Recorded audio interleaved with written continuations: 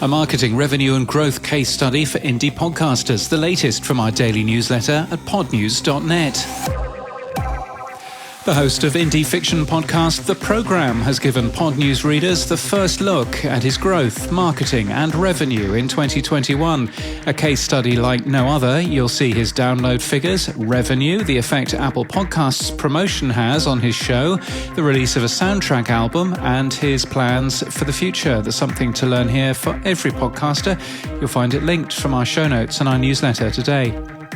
In the UK, the 2021 Audio Production Awards took place. The Production Company of the Year was won by Listen Entertainment. We're linked to all the winners today. Acast France shares data from its network in the country. It says Apple Podcast users listen to more than 3 times the podcasts that Spotify users do. The company claims 16.2 million plays in France during Q3 2021. Only Podlink is a new universal link service for your podcast with a customizable look and feel and analytics. And podcast editing software company Hindenburg has changed the name of its products, reflecting their changed customer base. Hindenburg Journalist Pro is now simply Hindenburg Pro, as one example. Software is now also available on a monthly subscription basis as well as a normal buyout price. And like many other companies today, there's a Black Friday deal too.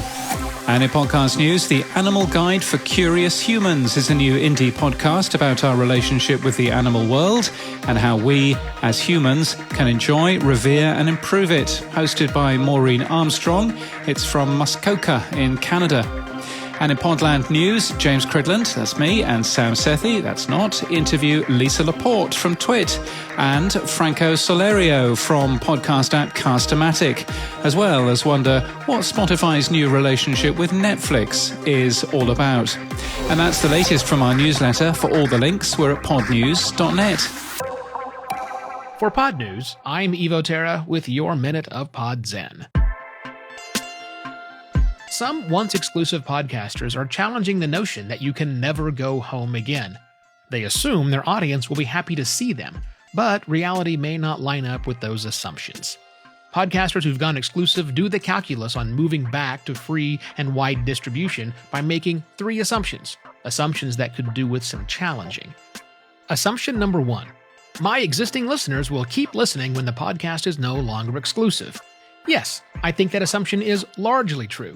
But what happens if the exclusive app you left is only for exclusive podcasts? Or did you burn a bridge and your podcast is no longer welcome there? And what if the listener's experience is truly better on that platform? A platform where your show is not. Assumption number 2. The listeners I lost when I went exclusive will love to have my podcast back. Are you sure about that? Some grudges run deep and are hard to get over. And every lost listener found other podcasts to fill the void left by your podcast. People move on. Third assumption. Wider distribution plus loyal fans plus the fans who returned equals larger audience. The math checks out on that. But the big question is, larger audience than when? There's a very good chance you lost a lot when your podcast went exclusive. And a lot of your old fans won't return. You may have to learn a new hustle game. But please understand, I'm not opposed to shows deciding to take the exclusive route if that is the right opportunity for them. Just be sure you've thought through what happens when the exclusivity is over. The game may have changed while you were away.